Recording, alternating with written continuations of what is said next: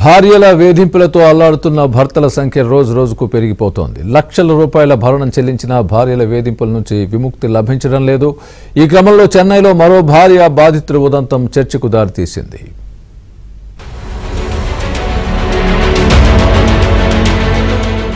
ఇతని పేరు ప్రసన్న శంకర్. 100 కాదు 1000 కాదు, 1,00,000 కోట్ల కంపెనీకి వ్యవస్థాపకుడు.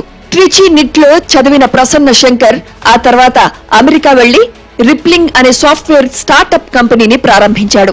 ఇప్పుడు ఈ కంపెనీ విలువ అక్షరాల 1,00,000 కోట్లు. చెన్నైకు చెందిన ప్రసన్న శంకర్ కు దివ్యతో 10 ఏళ్ల క్రితం వివాహమైంది. వీరికి 9 ఏళ్ల బాబున్నాడు. కొంతకాలం నుంచే ఇద్దరి మధ్య గొడవలు మొదలయ్యాయి. భార్య అనూప్ అనే వాడితో సంబంధం పెట్టుకుంది.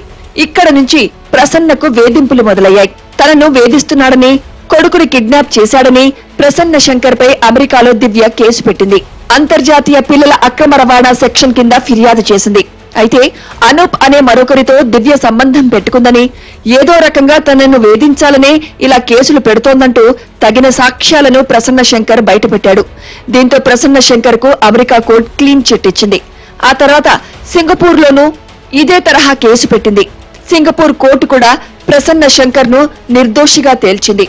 ఆ తర్వాత ఇద్దరూ విడాకులకు వెళ్లారు. ఇందుకోసం దివ్యకు 9 కోట్ల భరణం, నెలకు 4,30,000 రూపాయలు చెల్లించాలి. పిల్లాడి బాధ్యతను ఇద్దరూ పంచుకోవాలి. ఇందుకు ప్రసన్న శంకర్ అంగీకరించాడు. అలాగే 9 ఏళ్ల కుమారుడితో వారం వారం గడిపేందుకు అమెరికా కోర్టు అనుమతిచ్చింది. ఈ గొడవ జరుగుతుండగా దివ్య చెన్నై వచ్చింది. మరోవైపు వీకెండ్ లో తన కుమారుడిని ప్రసన్న శంకర్ తీసుకెళ్లాడు. What have you been doing? What have you been up to? I was watching YouTube. Okay. Yeah.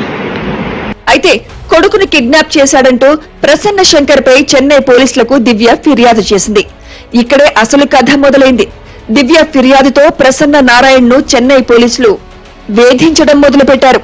అంతేకాదు ఏకంగా 25 లక్షలు డిమాండ్ చేశారు.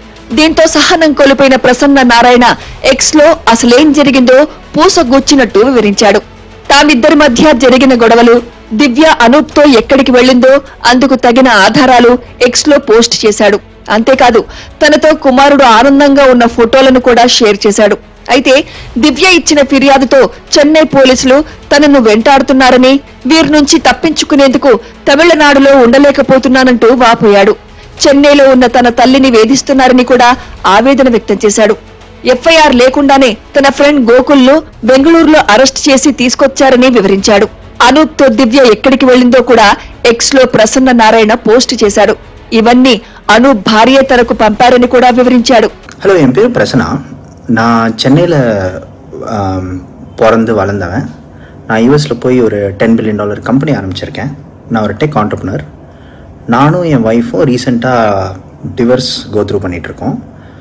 அதில் என் பையனை 50-50 கஸ்டடி வச்சுக்கணும் அப்படின்னு நம்ம எம்ஓயூவில் சைன் பண்ணியிருக்கோம். போலீஸ் என்னை துரத்துறாங்க.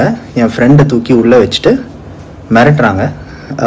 நான் வந்தால் தான் அவனை விடுவாங்க அப்படின்னு சொல்லிட்டு. அவன் மேலே கேஸ் இல்லை, எஃப்ஐஆர் இல்லை, கம்ப்ளைண்ட் இல்லை. அவன் மேலே కిడ్నాపింగ్ చార్జెస్ పోட்டு எங்களை హరాస్ పண்றாங்க. మొత్తంగా ఈ వ్యవహారం సోషల్ మీడియాలో ట్రెండ్ అవుతోంది. చెన్నై, బెంగళూరులోని సాఫ్ట్వేర్ కంపెనీల గ్రూపుల్లో ప్రసన్న నారాయణకు సంఘీభావంగా పలువురు సందేశాలు పంపుతున్నారు.